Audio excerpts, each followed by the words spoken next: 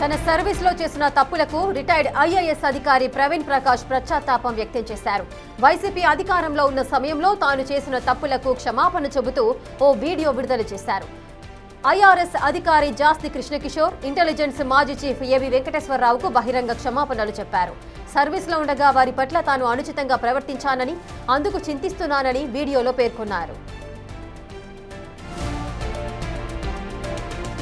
2020లో AP principal సెక్రటరీగా పనిచేసిన సమయంలో ఏబి వెంకటేశ్వరరావుపై క్రమశిక్షణ చర్యలు తీసుకోవాలని డీజీపీ ఆఫీస్ నుంచి తనకు ఫైల్ వచ్చిందన్నారు ప్రవీణ్ ప్రకాష్.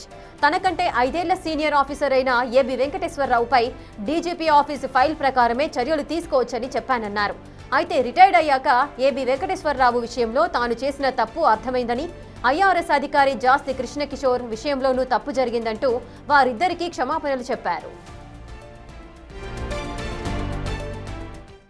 2020లో నేను గవర్నమెంట్ ఆఫ్ ఆంధ్రప్రదేశ్లో principal secretary general administration department which is responsible for establishment of IAS and IPS officer ఆ పోస్ట్ నేను చేశాను.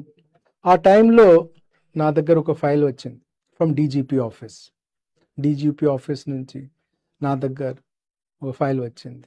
The file was about recommending the DGP office recommended ఒక disciplinary action, a framing of charges against additional DGP rank officer Shri ABV Venkateshwar Rao, 1989 batch IPS officer.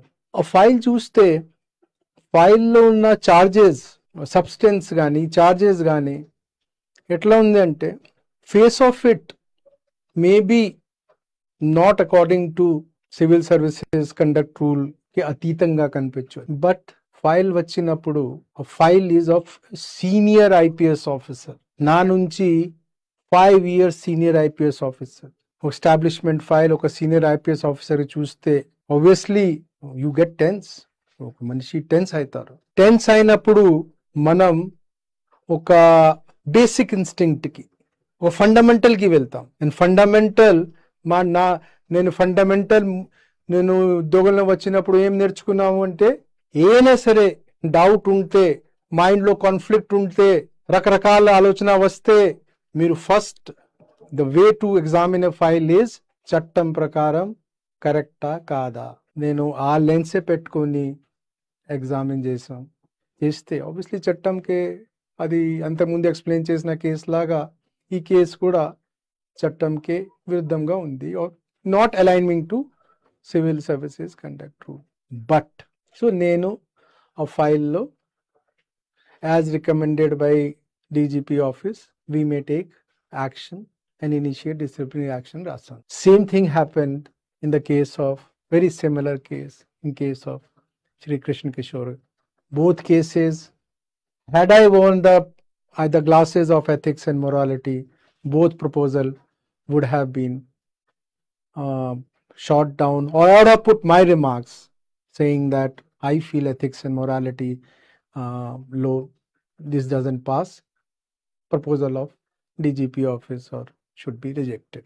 It resulted into huge social not only sufferings for both A.B. Venkateshwar Rao sir and Krishna Kishore sir personally, వాళ్ళ family మెంబర్స్కి at a personal level, at a social level.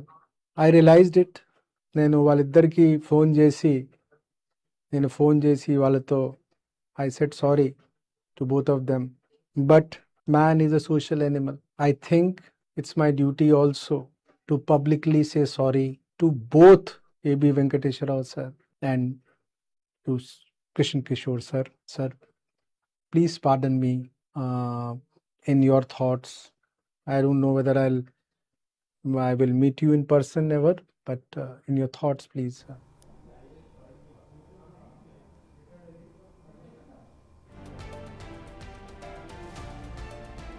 ఇసుక retired IAS అధికారి ప్రవీణ్ ప్రకాష్ తాను service లో చేసిన తప్పులకు ఇప్పుడు క్షమాపణలు చెబుతున్నారు. ఒక వీడియోనైతే రిలీజ్ చేశారు. దీనికి సంబంధించిన మరిన్ని డీటెయిల్స్ మా ఎగ్జిక్యూటివ్ ఎడిటర్ అశోక్ లైవ్ లో అందిస్తారు. అశోక్, తప్పు చేసినప్పుడు ఎవరైనా కూడా పశ్చాత్తాపం పడుతూ ఉంటారు, అది సాధారణము, క్షమాపణలు కూడా చెబుతారు. కానీ ఇప్పుడు ఈ ఐఏఎస్ అంటే రిటైర్డ్ ఐఏఎస్ ఆఫీసర్ ఎవరైతే ఉన్నారో ఈ ప్రవీణ్ ప్రకాష్ అనే వ్యక్తి ఇప్పుడు ఈ అపాలజీస్ చెప్పడానికి గల రీజన్స్ ఏంటి, దీన్ని ఏ విధంగా అర్థం చేసుకోవచ్చు? ఎస్, అది వెరీ ఇంట్రెస్టింగ్గా ఉంది. ఒక సంచలనం కూడా అవుతోంది. ఏబి వెంకటేశ్వరరావు కావచ్చు, జాస్తి కృష్ణకిషోర్కి ఇద్దరికి కూడా, ఒకరు ఐఆర్ఎస్ అధికారి, ఒకరు ఐపీఎస్ అధికారి, ఇద్దరు కూడా గత ప్రభుత్వ హయాంలో తీవ్ర ఇబ్బందులు పడినవారే. సో వారిద్దరికీ ఒక ప్రిన్సిపల్ సెక్రటరీగా పనిచేసిన వ్యక్తి, ఒకప్పుడు సూపర్ సీఎంగా పిలువబడిన వ్యక్తి ఇవాళ అకస్మాత్తుగా క్షమాపణ చెప్తూ పశ్చాత్తాపడుతూ వీడియో రిలీజ్ చేయాల్సిన అవసరం ఏంటనేది విపరీతమైన డిస్కషన్. అంటే రెండు రకాల డిస్కషన్ నడుస్తుంది. ఒకటి, ప్రవీణ్ ప్రకాష్ గత ప్రభుత్వ హయాంలో అంటే జగన్మోహన్ రెడ్డి సీఎంగా ఉన్నప్పుడు అధికార దుర్వినియోగానికి పాల్పడ్డారు, అనేక అంశాల్లో అనేక వివాదాస్పదమైన నిర్ణయాలు తీసుకున్నారు. కాబట్టి వాటి మీద ప్రస్తుత కూటమి ప్రభుత్వం ఏమైనా ఎంక్వైరీకి ఆదేశించిందా, ఆ సమాచారం తెలిసి అప్రమత్తమై ప్రవీణ్ ప్రకాష్ ఈ విధంగా క్షమాపణ చెప్తున్నారనే ప్రచారం ఒకవైపు సాగుతుంది. రెండో వైపు ఏంటంటే, ఒక ఐఏఎస్ అధికారిగా మొదట్లో చాలా పవర్ఫుల్ ఆఫీసర్గా మంచి పేరున్న ప్రవీణ్ ప్రకాష్ 2014-19 జగన్మోహన్ రెడ్డి సీఎంగా ఉన్న సందర్భంలో సీఎంఓ ప్రిన్సిపల్ సెక్రటరీ అంటే ప్రిన్సిపల్ సెక్రటరీ టు సీఎం సో పనిచేసిన సమయంలో మాత్రం ఆయన తీసుకున్న వివాదాస్పద నిర్ణయాల కారణంగా అనేక విమర్శలను ఎదుర్కొన్నారు. ఒక విధంగా ఆయన్ని ఒక విలన్ కింద ట్రీట్ చేయాల్సిన పరిస్థితి. ఇప్పటి వరకు కూడా ఆయన మీద ట్రోలింగ్ కంటిన్యూ అవుతూనే ఉంది. సో వీఆర్ఎస్ తీసుకోవడం, వీఆర్ఎస్ తర్వాత మళ్ళీ నేను పదవులకు నా ఉద్యోగం నాకు ఇవ్వండి అంటే వెనక్కి వచ్చే ప్రయత్నం చేయడం, ఆ తర్వాత సోషల్ మీడియాలో ఆయన విపరీతంగా రకరకాల రీల్స్ని పాటలు పాడుతూ రీల్స్ తయారు చేసి వాటిని పోస్ట్ చేయటం, వీటి మీద కూడా కొంత ఆయన మానసిక పరిస్థితి అసలు బాగుందా లేదా అన్న చర్చ కూడా ఆ మధ్యకాలంలో కొంత జరిగింది. ఆ తర్వాత రిలీజ్ అయినట్టున్నారు. రీసెంట్గా ఒక తెలుగు మీడియా ఛానల్ కూడా ఆయన ఇంటర్వ్యూ ఇచ్చారు. ఇంటర్వ్యూ ఇచ్చిన సమయంలో కూడా గత ప్రభుత్వం తీసుకున్న కొన్ని నిర్ణయాలపైన ఆయన కొంత విమర్శలు కూడా చేశారు. అంతేకాకుండా తాను తీసుకున్న నిర్ణయాలపైన కూడా తాను తప్పు చేశానని అక్కడ కూడా ఒప్పుకున్నారు. సో అక్కడ మళ్ళీ తెర మీదకి వచ్చిన ప్రవీణ్ ప్రకాష్ ఇప్పుడు లేటెస్ట్గా 3.5 నిమిషాలు ఒక వీడియోని తన ఇన్స్టాగ్రామ్లో పోస్ట్ చేసుకున్నారు. అది కూడా వెనక బ్యాక్గ్రౌండ్లో ఏబి వెంకటేశ్వరరావు అండ్ జాస్తి కృష్ణకిషోర్ ఫోటోలను పెట్టి మరి వాళ్ళిద్దరికీ పబ్లిక్ అపాలజీ చెప్తూ మరి ఈ వీడియో రిలీజ్ చేయడం అనేది ఇప్పుడు ఒక సంచలనం అవుతుంది. ఎందుకు ఆయన మీద ఏమైనా ఎంక్వైరీ చేస్తారన్న భయంతో వీడియో రిలీజ్ చేస్తున్నారా, లేకపోతే వేరే కారణాలు ఏమన్నా, లేకపోతే నిజంగానే రియలైజేషన్ వచ్చిందా? ఒక ఐఏఎస్ అధికారి, చాలా సీనియర్ అధికారి, దాదాపు 1994 బ్యాచ్కి చెందిన ప్రవీణ్ ప్రకాష్ తన కెరీర్లో మొదట్లో చాలా మంచి పవర్ఫుల్ ఆఫీసర్గానే ఉన్నారు. ఆ తర్వాత చెడ్డ పేరు తెచ్చుకున్నారు. వాటన్నిటి వల్ల ఇప్పుడు ఆయనలో ఆ పశ్చాత్తాపం లేదా రియలైజేషన్ వచ్చి ఇప్పుడు ఈ విధంగా తాను చేసిన పాపాలను లేదా తప్పుల్లో కడుక్కునే ఉద్దేశంతో ఈ వీడియో రిలీజ్ చేస్తుంటారు అనే చర్చ కూడా ఒకవైపు కొనసాగుతోంది. సో ఇప్పుడు ప్రవీణ్ ప్రకాష్ గురించి మనం డిస్కస్ చేసే ఏబి వెంకటేశ్వరరావు లేకపోతే జాస్తి కృష్ణకిషోర్ వీళ్ళిద్దరికీ క్షమాపణ చెప్పడం వల్ల ఒకవేళ కూటమి ప్రభుత్వం ఆయన మీద ఏమైనా ఎంక్వైరీకి ఆదేశించినా లేకపోతే ఇంకొక కేసులు విచారణ చేసినా వీళ్ళిద్దరికి క్షమాపణ చెప్పడం వల్ల అది ఆగే పరిస్థితి కూడా లేదు ఆ కోణంలోంచి ఆలోచిస్తే. ఎందుకంటే ఏబి వెంకటేశ్వరరావు ప్రస్తుతం ఆయన టీడీపీలో కూడా కొనసాగట్లేదు, టీడీపీ అనుబంధంగా కూడా ఏమాత్రం కొనసాగటం లేదు. ఆయన స్వతంత్రంగానే పనిచేసుకుంటూ ఉన్నారు. రిటైర్డ్ అయిపోయిన తర్వాత కూడా సో టీడీపీతో అంటీ ముట్టనట్టుగానే ఉంటూ ఉన్నారు. సో సొంతంగా పార్టీ కూడా పెడతానన్నారు. కాబట్టి ఆయన క్షమాపణ చెప్పడం వల్ల కూటమి ప్రభుత్వం ఒకవేళ ప్రవీణ్ ప్రకాష్కి రిలాక్సేషన్ ఇచ్చే అవకాశం ఉందని అనుకోవడానికి కూడా వీల్లేదు. సో ఎందుకు ఇప్పుడు క్షమాపణ చెప్తూ ఉన్నారు? సో గత ప్రభుత్వం హయాంలో ఒక వెలిగి ఒక సూపర్ సీఎం అనేవాళ్ళు, అంటే జగన్మోహన్ రెడ్డి తర్వాత నిర్ణయాలు తీసుకోవాలి అంటే అది ప్రవీణ్ ప్రకాష్ మాత్రమే.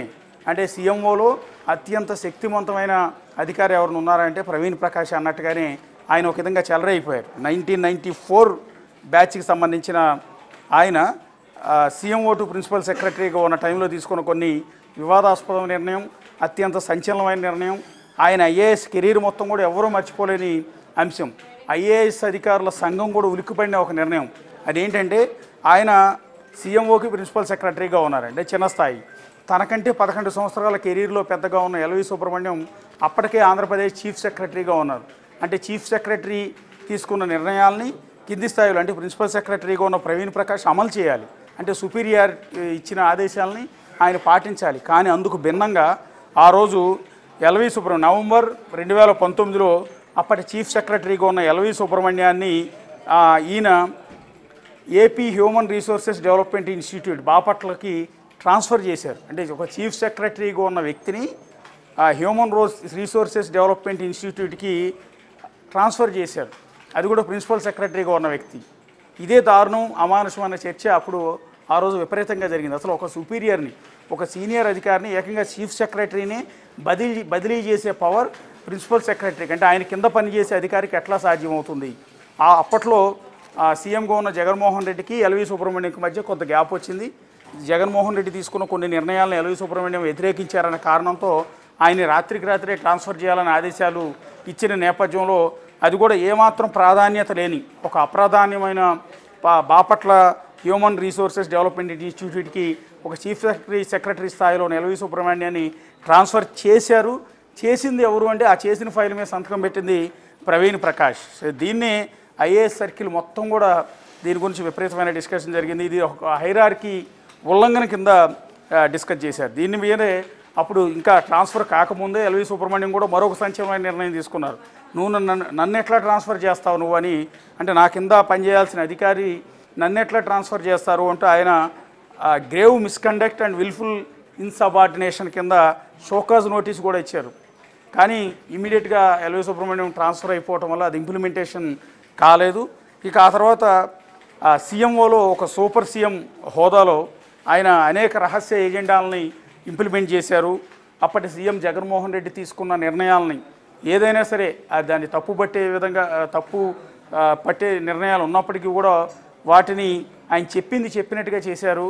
సో ఇది ఏ విధంగా ఒక పొలిటికల్ పార్టీకి అనుబంధంగా పనిచేశారు అనేది. అంటే ఫర్ ఎగ్జాంపుల్ సీఎం తీసుకున్న కొన్ని పొలిటికల్ డెసిషన్స్, ప్రభుత్వ కార్యాలయాలపైన వైఎస్ఆర్ కాంగ్రెస్ పార్టీ రంగులు పెయింటింగ్ వేయటం కావచ్చు, కోవిడ్-19 టైంలో అంటే కరోనా టైంలో లోకల్ బాడీ ఎన్నికలు కండక్ట్ చేయడం కావచ్చు, ఇంగ్లీష్ మీడియం స్కూళ్ళల్లో ప్రవేశపెట్టడం కావచ్చు, తర్వాత స్టేట్ ఎన్నికల కమిషన్తో వివాదాలు, ఇలాంటి అనేకమైన సంచలనమైన నిర్ణయాలు ఇప్పుడు అప్పటి AP government CM Jaganmohan Reddy తీసుకున్నారు. వాటిని యథాతథంగా ఏదైతే ప్రవీణ్ ప్రకాష్ ఇంప్లిమెంట్ చేశారన్న వివాదం కూడా ఆయన మీద ఉంది. ఇక ఇది నేషనల్ బిల్డింగ్ కోడ్ ఉల్లంఘనలకి దారితీసిందని చెప్తూ ఉంటారు.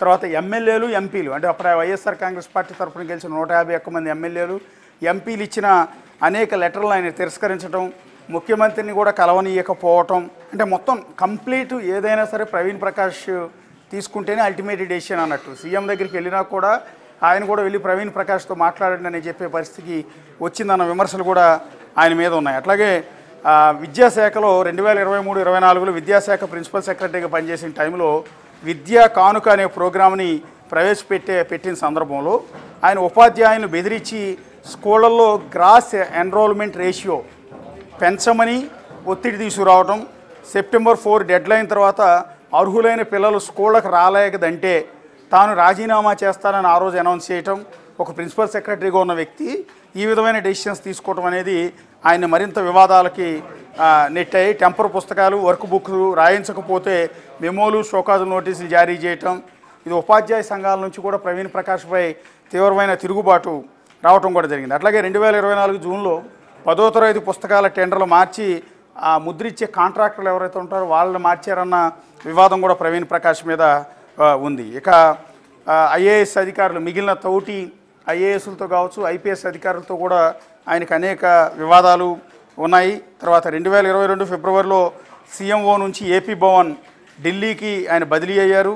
ఆ తర్వాత మాజీ మంత్రి బొత్స సత్యనారాయణకు అనుకూలంగా పనిచేశారు. ఆయన ఏది చెప్తే అది చేశారు. బొత్స సత్యనారాయణ చేసిన అక్రమాల్లో ప్రవీణ్ ప్రకాష్ది కూడా భాగస్వామ్యం ఉందన్న ఆరోపణలు కూడా ఆయనకి వచ్చాయి. అట్లా కోర్టు కంటెంప్ట్ కేసు కూడా ఆయన మీద ఉంది. అప్పుడు ఇంటర్ బోర్డు ఉద్యోగి విజయలక్ష్మి సర్వీస్ ఎక్స్టెన్షన్ మీద కోర్టు ఆర్డర్ అమలు చేయకపోవడంతో పాటు ఆమెను ఇష్టం వచ్చిన బూతులు తిట్టడం అనేక ఆ కేసులో ఇరుక్కున్న నేపథ్యంలో ఆయన ఏపీ హైకోర్టు కూడా 1 నెల రోజులు జైలు అండ్ 2,000 రూపాయల ఫైన్ కూడా విధించింది. సో ఇట్లాంటి అనేక అంశాలు ప్రవీణ్ ప్రకాష్. అట్లాగే కూటమి ప్రభుత్వం ఏర్పడిన తర్వాత ఆయన జీఏడీకి రిపోర్ట్ చేయమని పోస్టింగ్ ఇచ్చారు. ఆయన ఉన్న పోస్ట్ నుంచి తప్పించి జీఏడీకి రిపోర్ట్ చేయమన్న సందర్భంలో ఆయన వీఆర్ఎస్కి అప్లై చేశారు. అయితే అప్లై చేసిన మెంటల్ ప్రెషర్ కారణంగానే వీఆర్ఎస్కి అప్లై చేస్తున్నట్టుగా చేస్తే దాన్ని సెప్టెంబర్ 30, 2024 ఆయన అప్లై చేసిన వీఆర్ఎస్కి కూటమి ప్రభుత్వం ఆమోదం ఇచ్చింది. ఆ తర్వాత 3 నెలల్లోపే మళ్ళీ వీఆర్ఎస్ని వెనక్కి తీసుకుని నాకు మళ్ళీ పోస్టింగ్లోకి వస్తాను, నేను పనిచేస్తాను, అవకాశం ఇవ్వండి అని కోరాడు. అంటే అప్పటికే ఈ మధ్య పీరియడ్ అంటే వీఆర్ఎస్కి అప్లై చేసి మళ్ళీ 3 నెలలు గ్యాప్ తర్వాత ఈలోపే అనేక రకాల వీడియోలు పోస్ట్ చేశారు సోషల్ మీడియాలో, రీల్స్ చేస్తూ పాటలు పాడుతూ ఈ వీడియోలన్నీ కూడా ఇన్స్టాగ్రామ్లో పోస్ట్ చేయడంతో ప్రవీణ్ ప్రకాష్ మానసిక పరిస్థితికి ఏమైంది అనే చర్చ అప్పట్లో విపరీతంగా సాగింది. వీఆర్ఎస్ ఎందుకు తీసుకున్నారు, మళ్ళీ వీఆర్ఎస్ ఉపసంహరించుకోమని మళ్ళీ ఎందుకు కోరారు, దీని మీద కూడా ఆయన కొంత ఏమయ్యారంటే విమర్శల పాలయ్యారు. ఒక విధంగా చెప్పాలంటే నవ్వుల పాలు అయ్యారు ప్రవీణ్ ప్రకాష్. ఇక ఏబి వెంకటేశ్వరరావు అండ్ ఐఏఎస్ జాస్తి కిషోర్ వీళ్ళిద్దరి మీద కూడా డిసిప్లినరీ యాక్షన్ తీసుకున్నది అప్పటి ప్రిన్సిపల్ సెక్రటరీ హోదాలో ప్రవీణ్ ప్రకాషే. సో ఆయన తీసుకున్న నిర్ణయాలు అంటే తోటి ఐఏఎస్ అధికారి ఐఆర్ఎస్ అధికారి జాస్తి కిషోర్ అప్పుడు సీఎంఓలో మంచి పొజిషన్లో పనిచేశారు 2014-2019 మధ్య చంద్రబాబు నాయుడు సీఎంగా ఉన్న సందర్భంలో ఆయన మీద, అట్లాగే 2014-19 మధ్యలో విజయవాడ పోలీస్ కమిషనర్గాను ఏపీ ఇంటెలిజెన్స్ చీఫ్గాను పనిచేసిన ఏబి వెంకటేశ్వరరావుకి ఎక్కడ పోస్టింగ్ ఇవ్వకుండా ఆయన్ని సస్పెండ్ చేయటం, ఒక అడిషనల్ డీజీ ర్యాంకులో ఉన్న వ్యక్తి, పైగా ఒక విధంగా చెప్పాలంటే ప్రవీణ్ ప్రకాష్కి చాలా సుపీరియర్. ఎల్వి సుబ్రహ్మణ్యం ఎలాగో ఏబి వెంకటేశ్వరరావు కూడా అదేవిధంగా సుపీరియర్. అలాంటి సుపీరియర్ అయిన వ్యక్తిని సస్పెండ్ చేయటం ఇలాంటి వివాదాస్పదమైన నిర్ణయాలు. ఎందుకంటే జగన్మోహన్ రెడ్డి ఏ నిర్ణయం తీసుకుంటే దాన్ని ప్రవీణ్ ప్రకాష్ ఇంప్లిమెంట్ చేయటం. సో వీటన్నిటి నేపథ్యంలో కూడా ఆయన తీవ్రమైన వివాదాలు విమర్శలు ఎదుర్కొన్న నేపథ్యంలో ఈ 1 ఇయర్లో అంటే వీఆర్ఎస్ తీసుకున్న 1 ఇయర్లో ఆయనలో ఒక రియలైజేషన్ వచ్చింది. ఇప్పటికీ కూడా బహుశా తోటి ఐఏఎస్ అధికారులు ఆయన్ని క్షమించటం లేదు, నువ్వు చేసింది ఎప్పటికీ కూడా కడుక్కోలేని పాపం, సో ఇంత దారుణంగా ఒక ఐఏఎస్ని ఐఆర్ఎస్ని ఒక ఐపీఎస్ని ఈ రకంగా ఇబ్బంది పెట్టేవారు. బహుశా వాళ్ళందరూ మాట్లాడిన మాటలు కావచ్చు, సోషల్ మీడియాలో జరుగుతున్న ట్రోలింగ్ కావచ్చు, వీటన్నిటినీ చూసి బాధపడిన ప్రవీణ్ ప్రకాష్ ఇప్పుడు ఈ వీడియో రిలీజ్ చేశారు. ప్రస్తుతానికి ఏబి వెంకటేశ్వరరావుకి అండ్ జాస్తి కిషోర్కి వీళ్ళిద్దరికీ క్షమాపణ చెప్తూ వీడియో రిలీజ్ చేశారు. సో ఎల్వి సుబ్రహ్మణ్యం ప్రస్తావన పెద్దగా తీసుకురాల, ఆయన అత్యంత వివాదాస్పదమైంది ఆయన తీసుకున్న నిర్ణయాల్లో తప్పు పట్టింది ఎల్వి సుబ్రహ్మణ్యాన్ని ట్రాన్స్ఫర్ చేయడం, అంటే చీఫ్ సెక్రటరీ స్థాయిలో ఉన్న వ్యక్తిని ఆయన ట్రాన్స్ఫర్ చేయడం. సో ఆ అంశానికి సంబంధించి ఎక్కడ కూడా ఇవాళ రిలీజ్ చేసిన వీడియోలో పెద్దగా ప్రస్తావించలేదు. సో దీని కంటిన్యూషన్లో భాగంగా ఎల్వి సుబ్రహ్మణ్యం గురించి కూడా ఆయన మాట్లాడే అవకాశం కనిపిస్తుంది. ఎస్ అశోక్, అటు ఐఆర్ఎస్ అధికారి జాస్తి కిషోర్కి అదేవిధంగా ఇంటెలిజెన్స్ మాజీ చీఫ్ ఏబి వెంకటేశ్వరరావుకి ఇద్దరికి కూడా బహిరంగ క్షమాపణలు చెబుతున్నారు. మరి అపాలజీస్ను వారు ఇరువురు కూడా స్వీకరిస్తారని అనుకోవచ్చా? రిటైర్మెంట్ అయిన తర్వాత సుమారు సంవత్సర కాలం గడుస్తుంది, సంవత్సరం తర్వాత ఇప్పుడు రియలైజ్ అవ్వడానికి ఎవరైనా ప్రభావితం చేశారని అనుకోవచ్చా? సో ఆయన మొదటి నుంచి కూడా ఒక భిన్నమైన మనస్తత్వం అనేది చెప్పాల్సి ఉంటుంది. అధికారంలో అధికారిగా పనిచేసిన సందర్భంలో ఆయన తీసుకున్న నిర్ణయాలు కావచ్చు, ప్రవర్తించిన తీరు కావచ్చు, రకరకాల వేరియేషన్. వీఆర్ఎస్ తీసుకునే సందర్భంలో ఆయన ప్రవర్తించిన తీరు, ఎల్వి సుబ్రహ్మణ్యాన్ని ట్రాన్స్ఫర్ చేసిన సందర్భంలో ప్రవర్తించిన తీరు, వీఆర్ఎస్ అప్లై చేసిన తర్వాత మళ్ళీ నా పోస్టింగ్ నాకు ఇవ్వండి అని వీఆర్ఎస్ వెనక్కి తీసుకుంటానని అడిగినప్పుడు ఆయన ప్రవర్తించిన తీరు, ఆయన సోషల్ మీడియాలో ప్రవర్తించిన తీరు, ఇదంతా చూస్తూ ఉంటే కొంత భిన్నమైన మనస్తత్వం ప్రవీణ్ ప్రకాష్ది. సో ఇప్పుడు ఎందుకు ఇంతకాలం తర్వాత రిలీజేషన్ వచ్చింది? నిజానికి ఆయన వీడియో రిలీజ్ చేయాల్సిన అవసరం లేదు, ఇంత పబ్లిక్గా అపాలజీ చెప్పాల్సిన అవసరం కూడా లేదు. ఎందుకంటే ఆయన పెద్దగా ఎవరు ఇప్పుడు పట్టించుకోరు, జనం కూడా మర్చిపోయారు. సో ఒకవేళ ఇన్ కేస్ గత ప్రభుత్వ హయాంలో జరిగిన తప్పుల్లో ఆయన భాగస్వామ్యం ఉంటే, లేకపోతే ఆయన నిర్వహించిన పోస్టింగ్లో ఏమైనా తప్పులు చేస్తుంటే వాటి మీద కూటమి ప్రభుత్వం ఎంక్వైరీకి ఆదేశించవచ్చు, ఆయన విచారణకు పిలవచ్చు, అరెస్టులు కూడా చేయొచ్చు, తప్పేదేం లేదు. ఇప్పుడు ఆల్రెడీ చాలామంది ఐఏఎస్లు ఐపీఎస్లు కూడా ఈ మధ్యకాలంలో అనేక కేసులు అరెస్ట్ అయ్యారు. కూటమి ప్రభుత్వం వచ్చిన తర్వాత కూడా కొంతమంది ఐఏఎస్లు ఐపీఎస్లు కూడా అరెస్ట్ అవుతున్న నేపథ్యంలో ప్రవీణ్ ప్రకాష్ను కూడా పిలిపించవచ్చు. కానీ అంత మాత్రానే ఇలాంటి వీడియో రిలీజ్ చేస్తే కూటమి ప్రభుత్వం ఒకవేళ ఆయన వదిలిపెడుతుందా అంటే అది ఎందుకు మాత్రం కూడా యాక్సెప్టబుల్ కాదు. బహుశా దాని గురించి కూడా కాదు. సో సెల్ఫ్గానే కొంత బాధపడి దాన్ని సరిదిద్దుకునే ప్రయత్నంలో భాగంగానే ఈ వీడియో రిలీజ్ చేసి ఉండొచ్చు అని అనుకుంటున్నాను. ప్రస్తుతానికైతే ఇందాక నేను చెప్పినట్టుగా మిగిలిన ఐఏఎస్లు ఐపీఎస్ల మాదిరిగా కూటమి ప్రభుత్వం ఈయన్ని ఎక్కడ కూడా టార్గెట్ చేసినట్టు కానీ, ఈయన నిర్వహించిన పదవుల్లో జరిగిన తప్పులపైన ఎంక్వైరీకి ఆదేశించడం కానీ ఇలాంటివి ఎక్కడ కూడా ప్రస్తుతానికి లేవు. ఎందుకు ఈయన పేరు కూడా ఎక్కడ వినిపించట్లేదు కూటమి ప్రభుత్వంలో. సో అందువల్ల ఆ ప్రమాదం కూడా లేదు. సో అలాంటి నేపథ్యంలో ఎందుకు ఈ వీడియో రిలీజ్ చేశారు అనేది వెరీ ఇంట్రెస్టింగ్గా ఉంది. ఎస్ అశోక్ తాను రిలీజ్ చేసిన వీడియోలో కూడా నేను నా సొంతంగా చేయలేదు, అటు డీజీపీ ఆఫీస్ నుంచి నాకు ఆర్డర్స్ అందాయి, ఆ ఆర్డర్స్ ప్రకారమే నేను ఈ విధమైన చర్యలు తీసుకున్నానని చెబుతున్నారు. ఎవరైనా వృత్తిరీత్యా ఆ విధంగానే పై అధికారులు ఏ విధంగా చెప్తారో ఆ విధంగానే వీరు ప్రవర్తించాల్సిన తీరు ఉంటుంది. సో ఇప్పుడు ఈ అపాలజీకి సంబంధించిన వీడియో రిలీజ్ చేయడం వెనకాల ఇంకేదైనా రీజన్స్ ఉన్నాయని అనుకోవచ్చా? అసలు ఏమనుకుంటున్నారు ప్రజలంతా కూడా? అంటే వేరే రీజన్ ఏమి ఉండే అవకాశం లేదు, సెల్ఫ్గానే ఆయన నిర్ణయం తీసుకున్నారు అనుకోవాల్సి ఉంటుంది. రెండోది డీజీపీ ఆఫీస్ నుంచి వచ్చినంత మాత్రాన అప్పటికి డీజీపీ కంటే కూడా ఈయనే సుపీరియర్, ఒక విధంగా ప్రిన్సిపల్ సెక్రటరీ, ఒక విధంగా చీఫ్ సెక్రటరీ స్థాయిలో నిర్ణయాలన్నీ కూడా ఆయనే తీసుకునేవారు. అలాంటి నేపథ్యంలో ఆయన డీజీపీ చెప్తేనే నేను చేశానని ఎక్కడా కూడా అనలేదు ఆ వీడియోలో. ఆయన అంటున్నది ఏంటంటే ఆ రోజు డిసిప్లినరీ యాక్షన్ తీసుకోవాలి ఏబీ వెంకటేశ్వరరావు పైన అని నాకు డీజీపీ ఆఫీస్ నుంచి ఒక లెటర్ వచ్చింది. సో ఆ లెటర్ నేను కొంచెం ప్రెషర్ వల్ల యాక్సెప్ట్ చేయించాల్సి వచ్చింది, డిసిప్లినరీ యాక్షన్ తీసుకోవాల్సి వచ్చింది అని అంటున్నారు. అంతే తప్ప డీజీపీ ప్రెషర్తో అని కాదు అర్థం.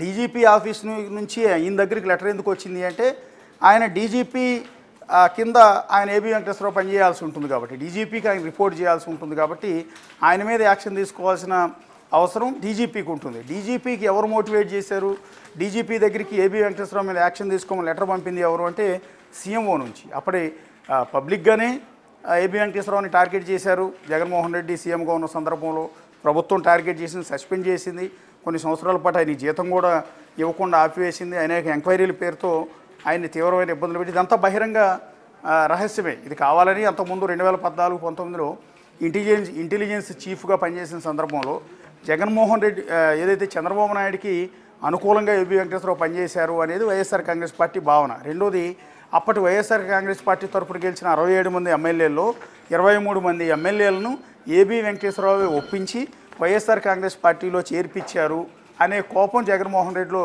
చాలా ఎక్కువ ఉంది. అందువల్ల తాను అధికారంలో చేపట్టినప్పటి నుంచి ఏబీ వెంకటేశ్వరరావుపై యాక్షన్ తీసుకోవడం మొదలుపెట్టారు అనేది అందరికీ తెలిసిన బహిరంగ రహస్యం. అందువల్ల ఇక్కడ డీజీపీ చెప్తే ప్రిన్సిపల్ సెక్రటరీ హోదాలో ఉన్న ప్రవీణ్ ప్రకాష్ చేయాల్సిన అవసరం లేదు. అది సీఎంఓ నుంచి వచ్చి ఏదైతే సీఎం ఆదేశాలతో ఇది ఒక ప్రాసెస్ మాత్రమే వయా డీజీపీ ఆఫీస్ నుంచి రావటం అనేది. డీటెయిల్స్ ఇక తన సర్వీస్ లో చేసిన తప్పులకు రిటైర్డ్ ఐఏఎస్ అధికారి ప్రవీణ్ ప్రకాష్ అయితే పశ్చాత్తాపం వ్యక్తం చేస్తూ కూడా ఒక అపాలజీకి సంబంధించిన వీడియోను రిలీజ్ చేశారు. For both AB Venkateswararao sir and Krishna Kishore sir personally వాళ్ళ ఫ్యామిలీ మెంబర్స్కి at a personal level, at a social level I realised it. నేను వాళ్ళిద్దరికీ ఫోన్ చేసి వాళ్ళతో I said sorry to both of them. But man is a social Animal. I think it's my duty also to publicly say sorry to both AB Venkateswararao sir and to Krishna Kishore sir. Sir, please pardon me in your thoughts.